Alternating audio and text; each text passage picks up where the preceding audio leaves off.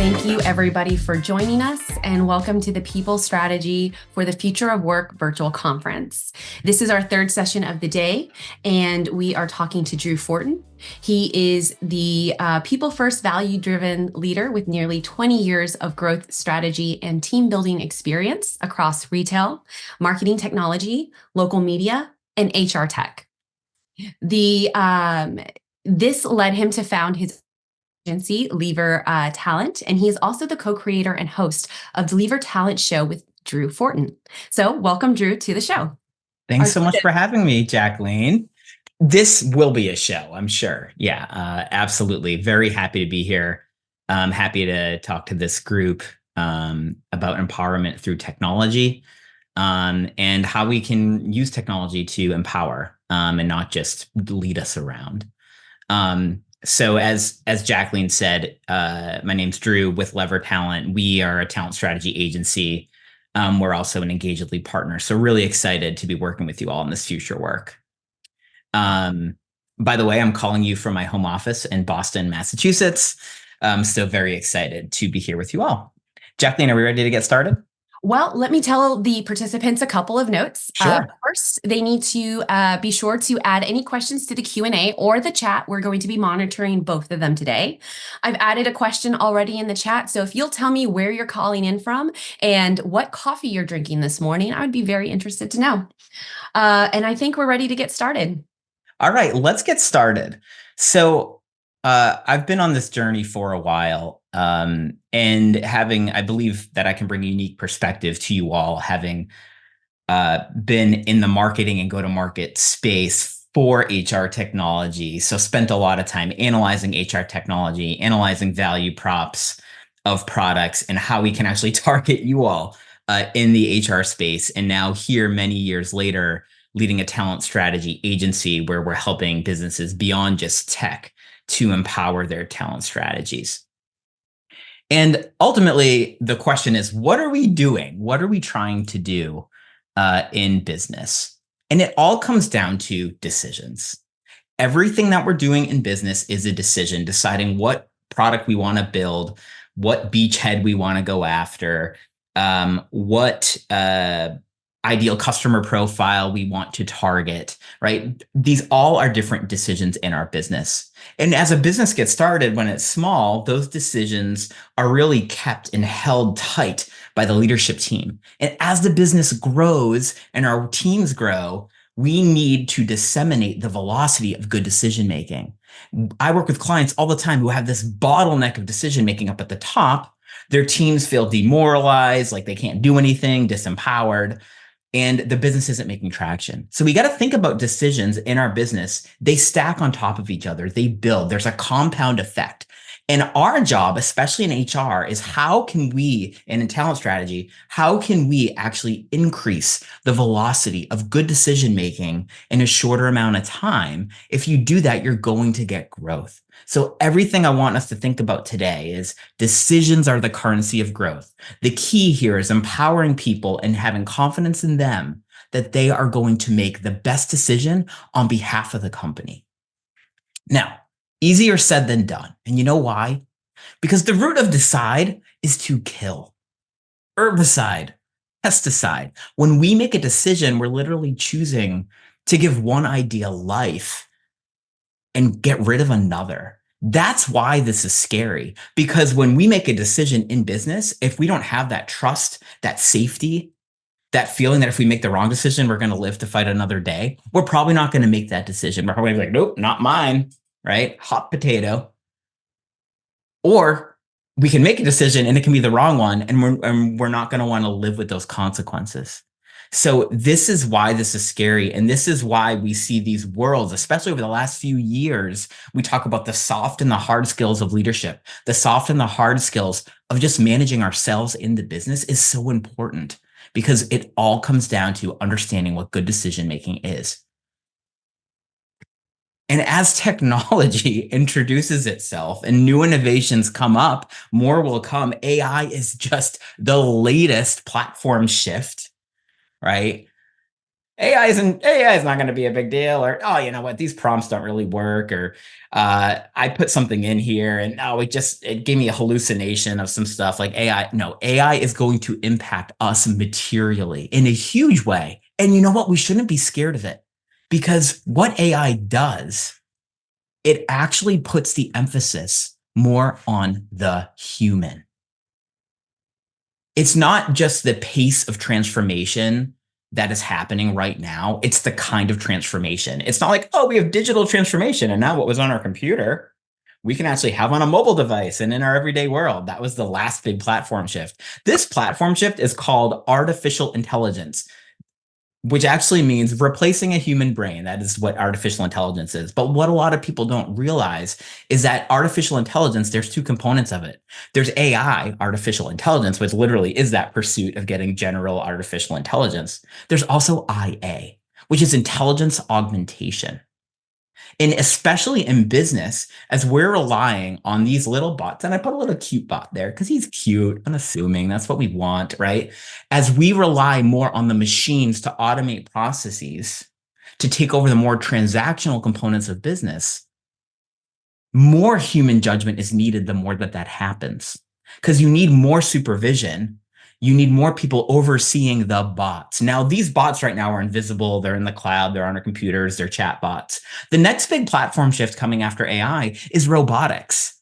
That's already happening in logistics and supply chain. There's a lot happening in agriculture and farming. More of that is going to be coming to our everyday, robots in our everyday life. And even then, more human judgment is needed. And so what I get so excited about this, being a talent strategist, and Lever Talent, our name is an homage to this shift that technology is having and imposing, essentially more automation, more relying on the robots to take over the transactional elements of work. It's allowing us to say, hey, human, be more human. We need more of you in this, because we don't need you to be the robot anymore. We don't need you to be the cog in the machine. We need you to take care of the subjective decision makings that have to happen. We need you to take care of the relationships between disparate data sets. Machines can't tell you what market to go after. Machines can't synthesize exactly what your strategy is and say, do this next. That takes human judgment. That takes risk. That takes an innovative mind and understanding what the mission, vision, values of your company are. And then also there's the human relationship element. The more that robots are working around, we're going to have more robots in theory, less humans in the macro level of work. The human relationships are going to become that much more important, because we're going to be like, oh, a robot does all this stuff. So I'm going to value this human connection when we have it so much more. It's going to be that much more impactful. So let's think about that decision making. So because of that, the role of HR is transforming, right? The employee-employer relationship is changing, because it's not just about, oh, you're getting paid money to do this job that's in the machine. You're getting paid for you, for your brain. Your value is your creativity, your cognitive ability, your behavior, and how well that aligns to the job we have set out for you. Sure, there are technical skills, and we need to develop those technical skills and have that ability. And that's part of our role as talent strategists as well.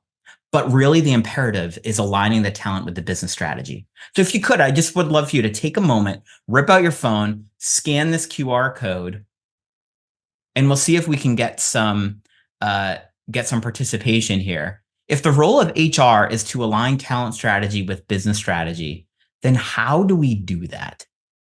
How do we as HR strategists, as HR leaders, what are we doing inside our businesses? How do you align talent strategy to business strategy? I'll give it a minute. Are the responses going to generate They should. Yep. Okay. All right. Sounds good. I see. Yeah, it says waiting for responses. That's a really neat tool. Yeah. We'll see if we can get a response in here. Let me go back to the code. I'm actually going to scan it to make sure that it is working. Yeah, I just scanned it to see that it worked, and just to make sure. I was like, what? Let me check this. Yeah. Drew and I were talking earlier about the advancement of technology and how much it's impacted our work. So finding new tools for our jobs it's always just really exciting to find new gadgets to use. All right, let's see here. Oh, here we go. Keep constant and open communication. Love that one. Right, we utilize tools to us to see how we can achieve that balance. Right, currently using Skyhive. Love Skyhive. 9box. Awesome.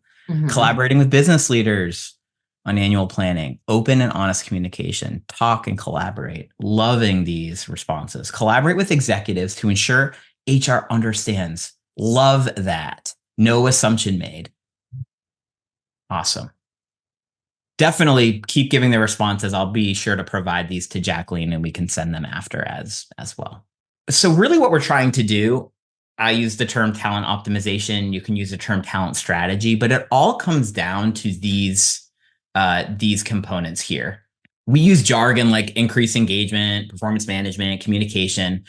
These are merely lagging indicators of something more important, right? Ultimately, in business, what we want to do is we want to craft and design our organization to meet the needs of our business strategy and our plan. Now, oftentimes we're implanted or we arrive in the midst of it. It's not like we can dream up a business and then hire the right people. Startups get that luxury. No other business does. So the design element is really important because we can decide, is the team that we have the one we want? There's definitely a strategy out there for you to make progress, right? Then we can use that. In that plan are clues, where we are now and where do we need to go. That's going to give clues on who should we hire, not just what the skills are, but who should we hire, right? There's the whole, as everyone here knows, like hiring is probably, I think a lot of people think of HR in a lot of ways as only the hiring their major competence is hiring. We all know not true, but so important that who we bring on impacts almost everything else, right? And then there's the concept of inspiring and driving people they were meant to be driven, giving managers the tools they need to do that. And then there's measuring and optimizing performance. And then we can diagnose. We can understand engagement, business performance metrics, validity of different human behaviors to on-the-job performance. And we can go back and we can do this process. But ultimately, we're all trying to do this, right? As humans, we yearn to find work that aligns with our values and to be with those who share them. So in short here, I love this concept of talent optimization because business is personal, relationships matter, but this also, as you heard me walk through it, talks about the tight relationship between all these things. We saw on that Menti board, collaboration, making sure HR understands the strategy. All of these elements are super important. So we're here to talk about tech, and you're probably wondering, like, Drew, what, right? So what we all do is we do this thing called talent optimization, and then we go and we search. There's a bunch of fear mongering in HR tech because this ecosystem is huge. It's very mature, right? HR technology, been around for a very long time, right?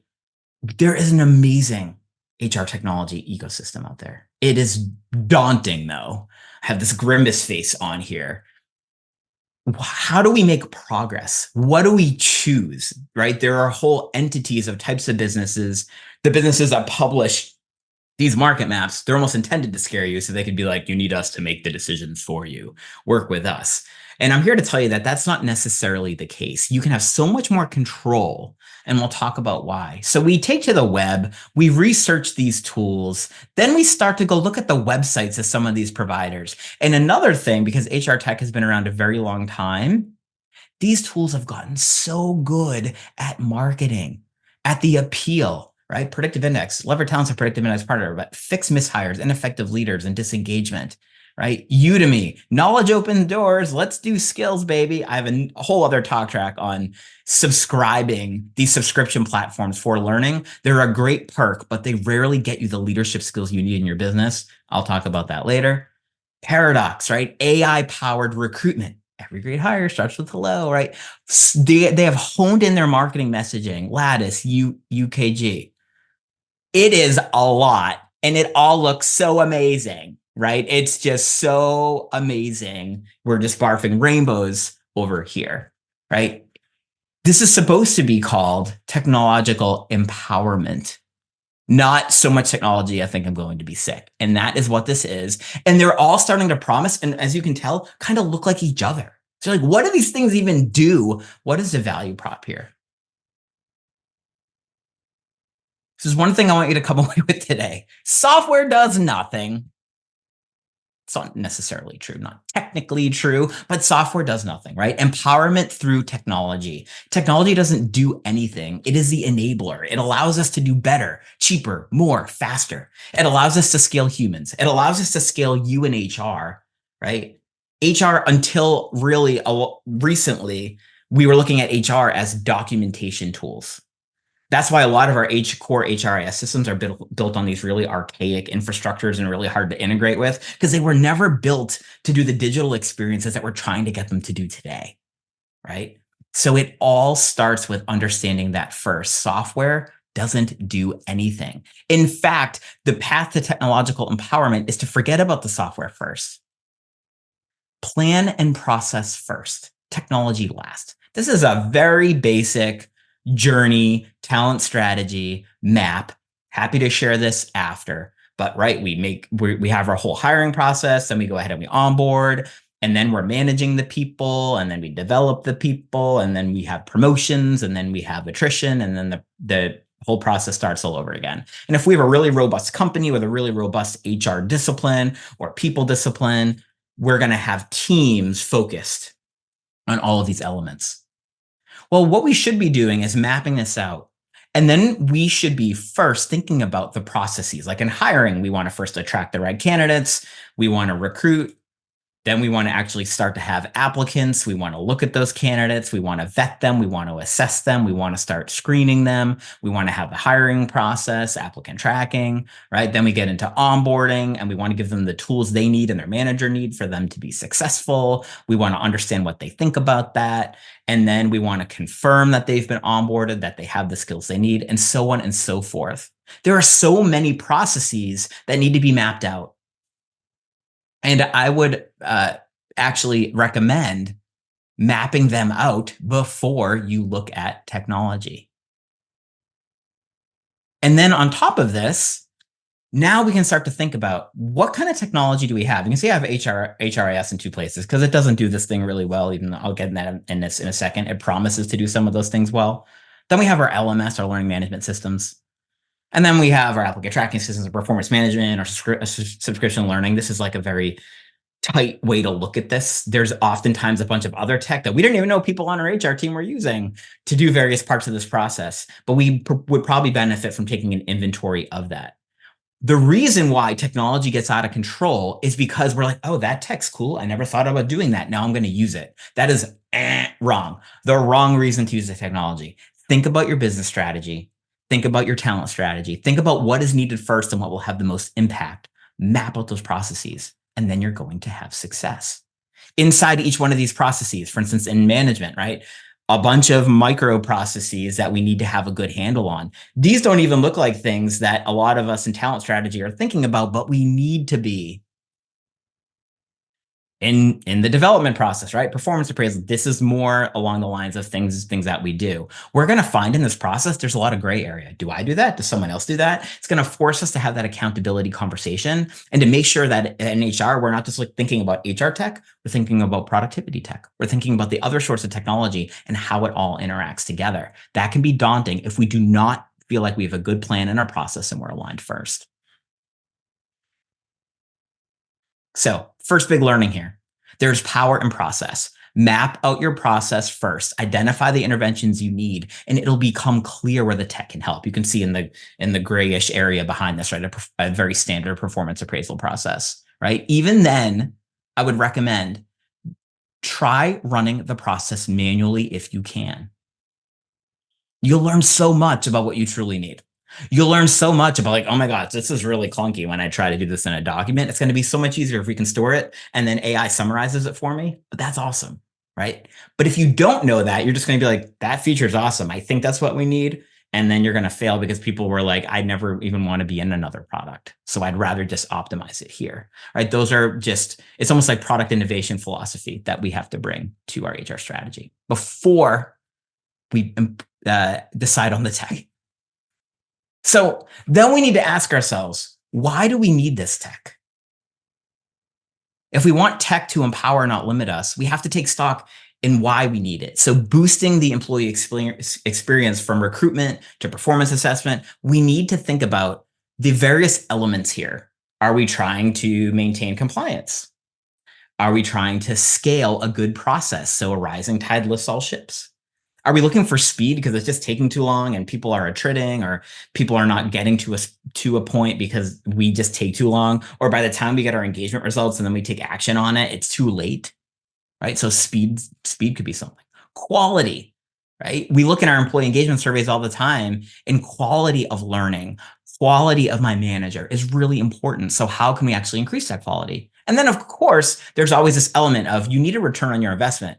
If it's cheaper for you to do it manually, you're going to do it manually. So clearly there's a return on investment, but I don't think we put enough into understanding how are we thinking about not necessarily the return on investment of every little piece of technology, but the return on investment of having a really solid process. And then it makes it a no-brainer. Of course, we need that technology. So why do we need this tech? It's really important. So I was somewhat kidding about the explosion of the HR tech landscape. The reality is that we've seen so much innovation, right? Especially in this area, you can see with my mouse, that I'm calling Middle Earth, right? Until this point, there was really we think about hiring as applicant tracking and stuff, and then there's some HR analytics and core HR. But over the last several years, seen so much innovation there, right? So really we need to think about expanding beyond HRIS and ATS into what we're trying to do. And since COVID, a lot of us bloated up with these Middle Earth tools that were really just young. And now it's a little confusing because it's now with AI, everything has AI. And it's well, if it all has AI, right? So this is my caution, my PSA here. AI is great for ideas and summaries only. Use it as a way to help you, to lift you up.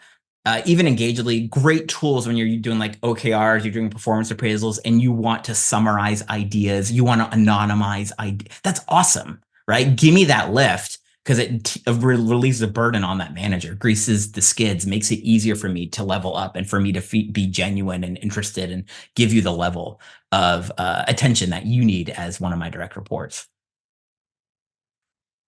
Beware of feature bloat, though. Right? Because this AI is everywhere. It's not necessarily a good thing. Spray and pray is out there with all AI. Just put AI on it because everyone wants AI. Watch out for half-baked solutions. I spent a lot of my career in marketing technology before I was in HR technology, and it was the same exact thing. What you see is the innovator's dilemma, Clay Christensen's innovator's dilemma, as businesses continue to grow and expand, they move more up market, and then they have to serve the bigger companies. And so they're we can be everything for you. That's happening in a lot of our core HR systems today. I've talked to so many people recently who are because of the budget constraints of last year, our core HR has a performance management. So we're just going to use that. Okay. And tell me about your performance management strategy and how it's going to help that. Well, it's cheap.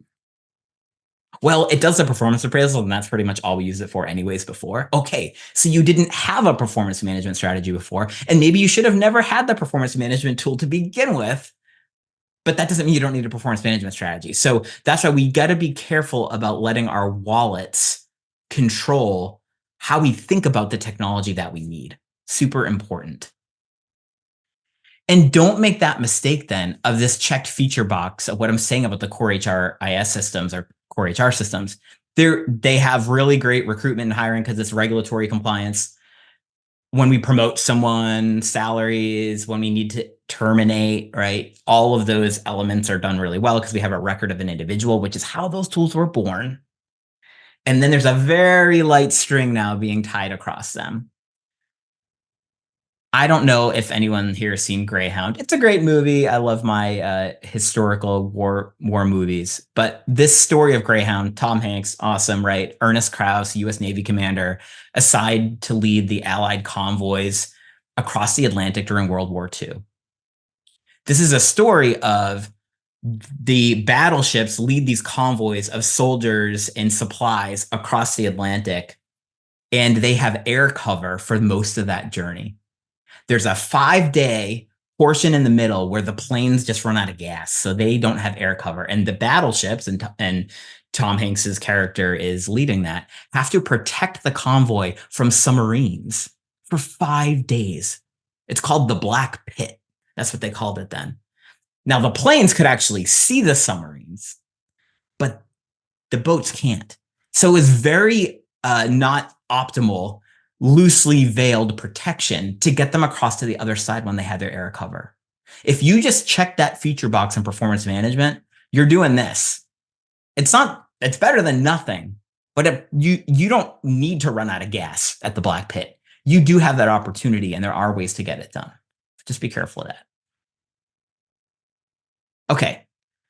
So now that we know software doesn't do anything more than empower our talent strategies so we can empower our employees to perform at their best, let's take stock of where we feel there are breakdowns of where the biggest performance breakdowns are at our company. So I want you to scan this code again. It'll be the same code that was there before, and I'm going to advance us. And I want you to stack rank. What are the top performance breakdowns at your company? You can see I have listed miscommunication, misalignment, lacking processes, lacking competence, lacking accountability. This is anonymous, so don't worry. No one's going to be reporting you. Really curious to see how you would stack rank these, as what one being the biggest breakdown to your business performing at its best, the 5 being the least. Can we go back to the QR code for those who missed it? Oh, of course. Yep. Here's the QR code. I'll flash it up here. Delayed gratification. I'm waiting to click the tab. Mm-hmm. All right, let's take a look. Oh. Here we go. Very cool. So we're feeling like we rank lacking process, lacking accountability, lacking competence, misalignment, and then we feel like we have miscommunication. It's fascinating. It's fascinating to me because I spend a lot of my time when I'm on the road, I'm meeting with executive teams and helping them do team building, and we map their macro level team behavior to their strategy, and we have a lot of conversations. And you want to know what comes out the most as like, oh my gosh, we're really bad at this, which is almost a mirror image. It's amazing. Is the communication gap that we have between leaders and the rest of the companies. Now, what is fascinating is that when we talk to talent professionals, they're going to say, well, we don't have the right communication, Drew, because we're lacking the process to actually communicate. We're lacking the mechanism to deliver that message, right? So this response is perfect, right? Because it shows us how these stack on top of each other. Your leadership teams, because of their macro level behaviors, they're going to be assertive. They're going to be primarily risk takers, a little bit of structure. They're going to be oftentimes more transactional than they are socially oriented. They're not going to have that communication drive, and they need you to help them with that. And that's a huge part of this. So love that. So the great George Bernard Shaw, right? The single biggest problem in communication is the illusion that it hasn't taken place. Again, we'll send over these results. And I love how now I see how misalignment fell to the bottom. So just a quick note on accountability. This is an area where technology can help if it lives in the right place. Many businesses are tracking goals and OKRs. In my experience, many of them are tracking them in systems that are not connected to anything else. And then some are like, oh, we track our goals in our core HR software. I'm like, cool. How many times does somebody log in there to check goals? Really?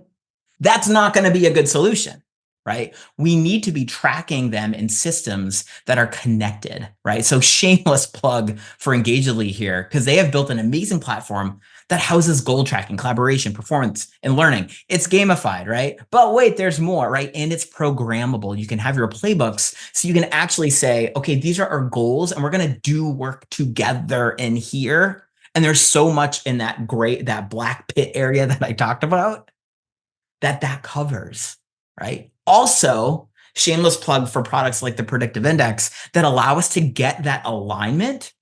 Because a lot of the folks, again, on your leadership team, they're not going to have that that natural, like, oh yeah, we need to say this many more times in many different ways, and we need to formalize the communication because they think that's going to slow them down.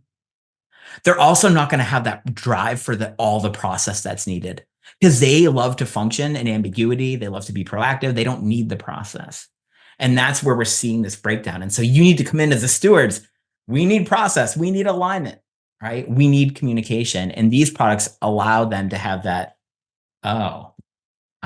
we need to change.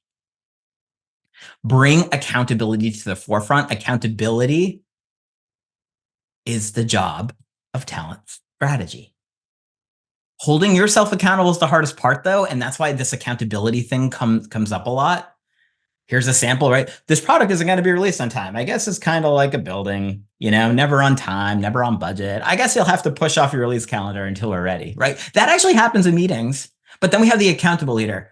Hey team, I committed that my product would be released on Friday and it's become clear that it's not going to happen. I should have communicated this earlier. I'm so sorry about that. This will not happen again. I'd like your help in course correcting here. Let's work together.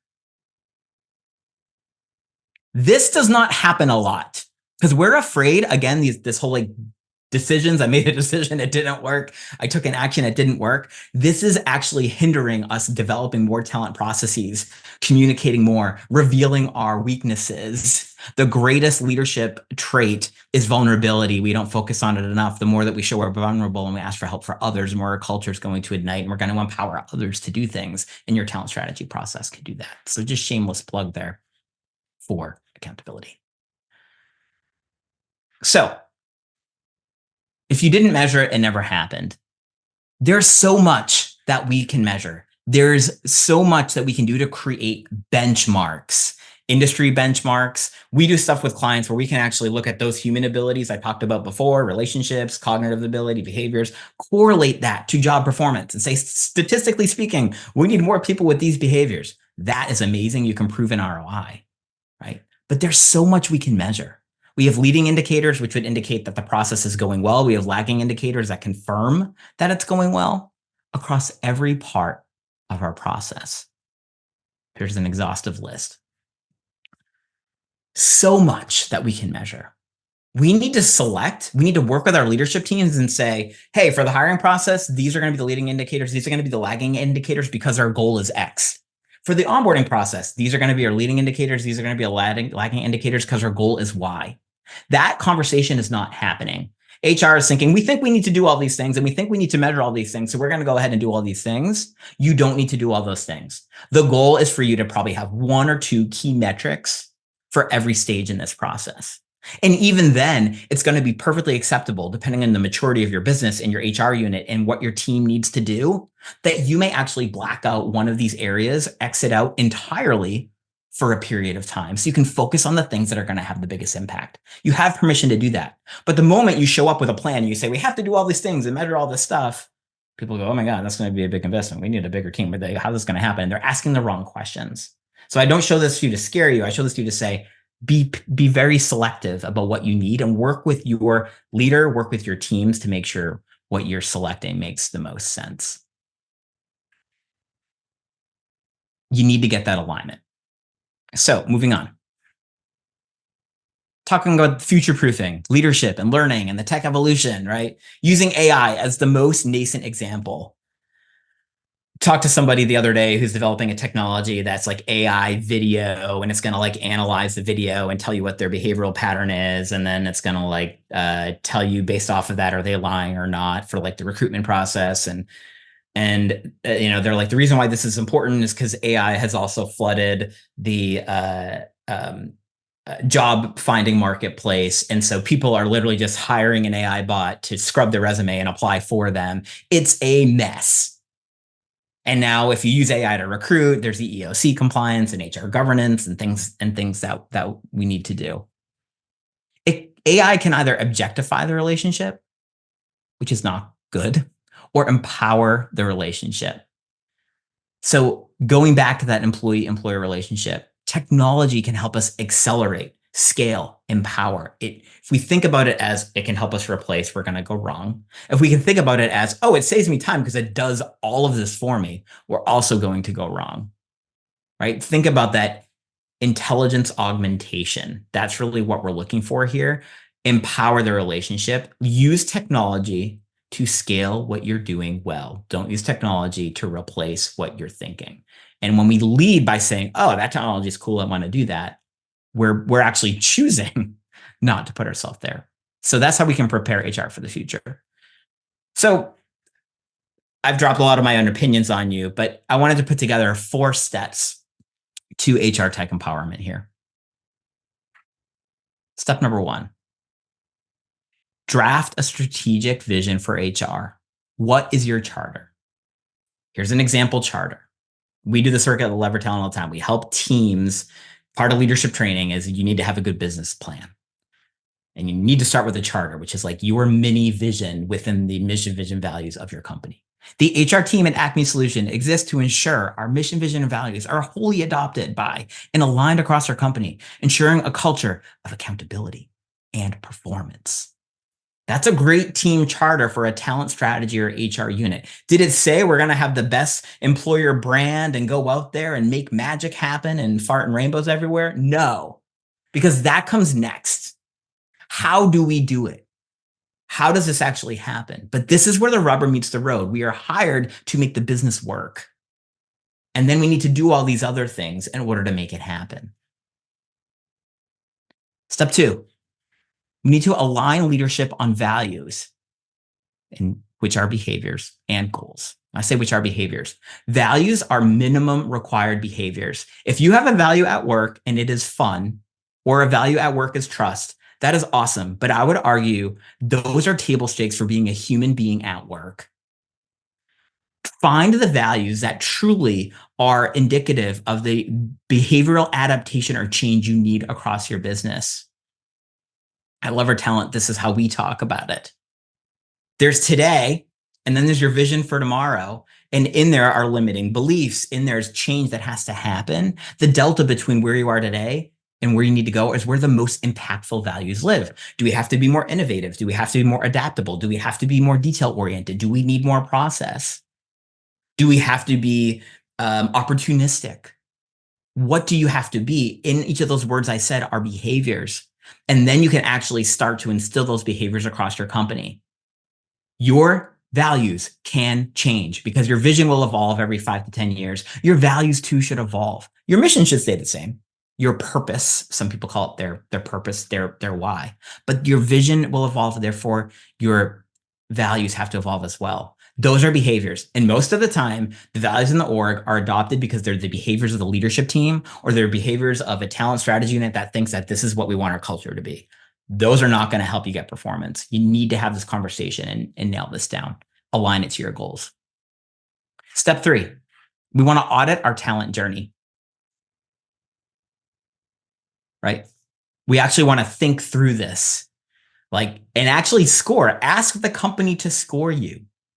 Ask what's going wrong. Ask what's going right. Be real about it. Be vulnerable about it. Have the mindset that yes, less tech is more. Start manual, then measure, then automate. Create your ideal tech stack. There's the terminology of zero-based budgeting out there, which is like, hey, what a company will do, and we do this at Lever Talent, is we'll reset the year. Yes, we have a budget, but no one gets to say, well, my unit has to be this big because we need to do all these things. No, let's look at the performance we had last year, and now let's look at what our goals are for performance this year, and let's start back at square one. Maybe we need to reallocate half of your budget to another team. Maybe you need more budget from another team. That conversation is essentially kind of the same thing we have to do here every year with our talent strategy. Audit your talent journey and understand what elements truly need that investment.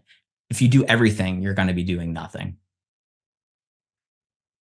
And step 4, introduce accountability.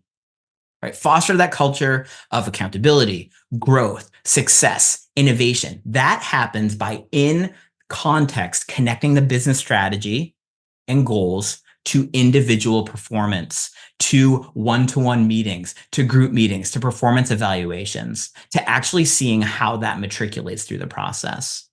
I put the Engagely logo here because there are products there that will help you introduce accountability. Accountability also takes training. Accountability also takes an open mindset. There's so much that you can do, again, mapping out that process, but then you're going to want to find technology that helps you nail that down so you can measure it, understand it, and really suss out where people aren't holding themselves accountable. I'm going to end on this note here. Business is personal. I showed you that continuum at the beginning of this. We have robots that are taking over the more transactional components of work. We have humans that are taking over the more relational components of work. Every decision we make inside a business, the essence of business is two humans working together and realizing that together there's more value creation than apart. Every decision you make is personal. Don't forget that. It's business, it's not personal, is a bunch of phooey. The more that we adopt that, the more we'll realize how critical it is that we get the right people and the right roles and the right alignment with the right communication, with the right competence, with the right opportunities moving forward. And wrapping up here, feel free to reach out to us, Lever Talent, anytime. We're an Engagedly partner.